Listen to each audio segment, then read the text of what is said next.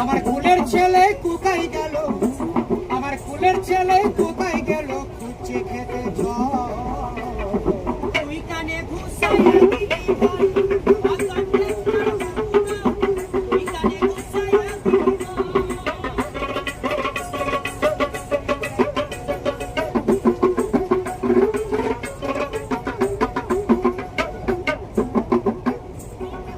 এত বড় বাস্ত্র তো তোর বসার জায়গা নাই, আবার জুতো পরে মরদ গিলা মারা দিল মরদি আমার থাকলে সাথে, এই মরদি আমার থাকলে সাথে তোকে দেখে দিতাম